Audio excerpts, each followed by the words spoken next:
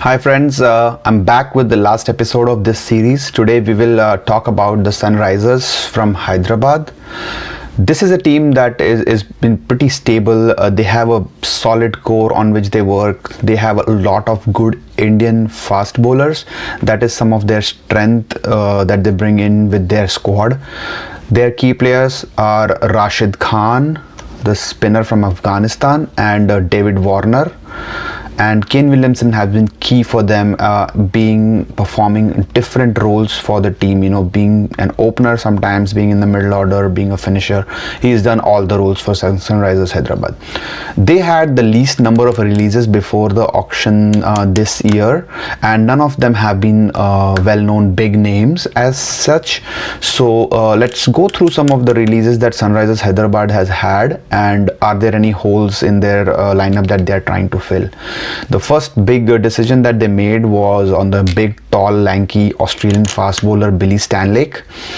Billy has been a journeyman. He's played for a lot of teams and different leagues. He's an excellent fast bowler, and the best advantage that he has is basically his height and the position from where he delivers the ball. He has not played too many games for Sunrisers because their overseas contingent is pretty solid. So the release of Billy Stanlake doesn't really surprise me. Will he get picked by another franchise? I doubt. I think age is catching up for his case, and he is someone who's hasn't had chances in the playing 11 to prove himself, and that will also play against his getting picked. So this is a decision that Sunrisers have made because of the reason of having too many fast bowlers in their contingent. They have great excellent upcoming fast bowlers from India. So if you think about it, you know, Sandeep Sharma, Siddharth Kaul, Basil Thampi, Khalil Ahmed, these are all players who can be in the playing 11, and they are all growing year by year with the Sunrisers franchise. And not to mention Bhuvneshwar Kumar, if it is obviously a first choice pick for their playing 11. So these are like 5 fast bowlers who are Indian, don't take up the overseas slot.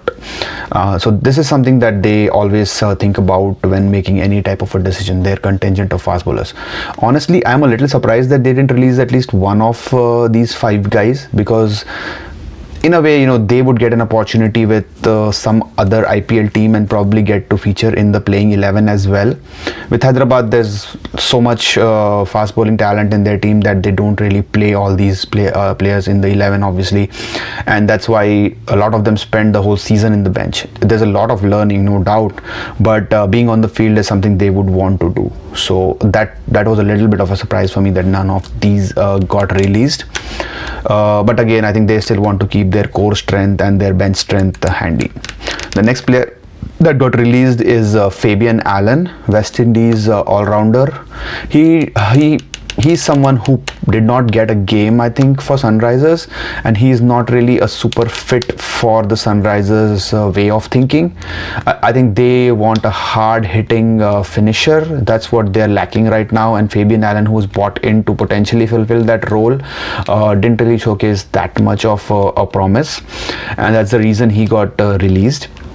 But no doubt he's a good player. He can be featured in a playing 11. He's done well for the West Indies and in the CPL as well.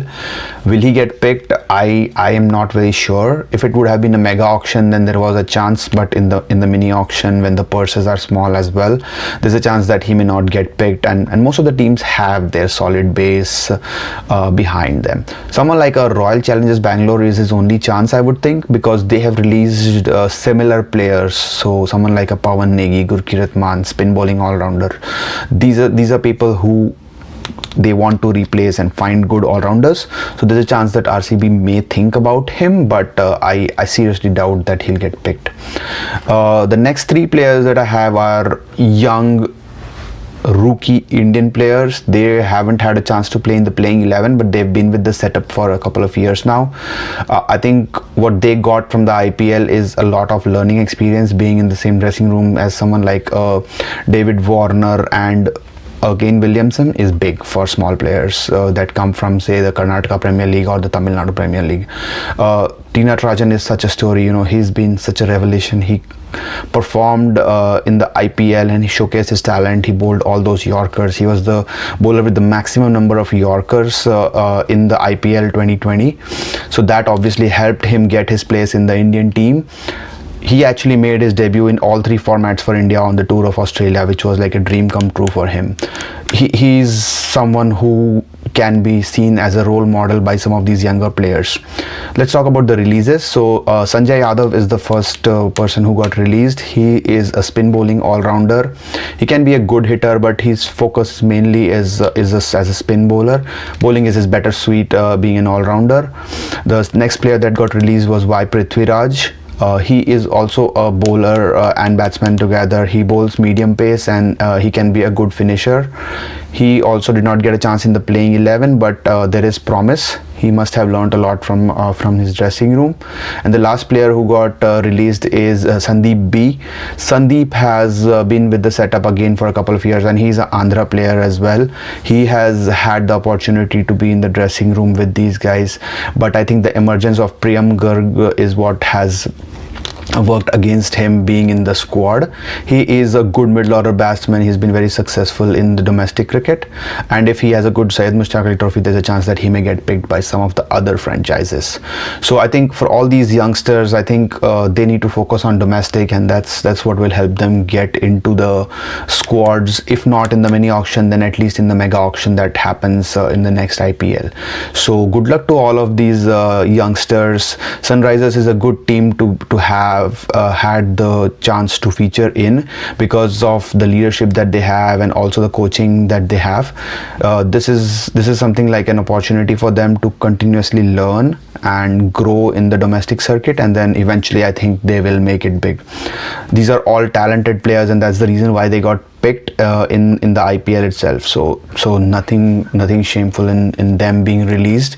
It's just that this is the opportunity for them to continuously learn and grow. So this was the end of the series of all the IPL releases for this year. Let me know in your comments how you liked this series of 8 videos talking about each franchise.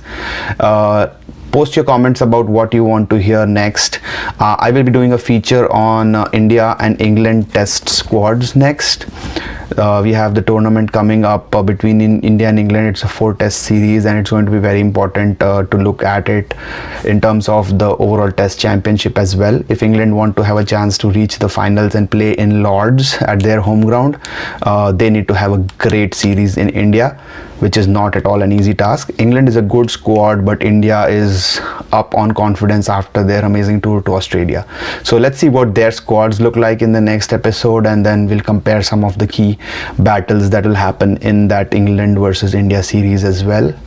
So thank you so much for watching these videos on the IPL releases. Please like and subscribe to my channel. Please share this with your friends, and you'll see more and more content on cricket and some of the other topics as well, and continue to follow my journey on YouTube. Thank you so much for watching.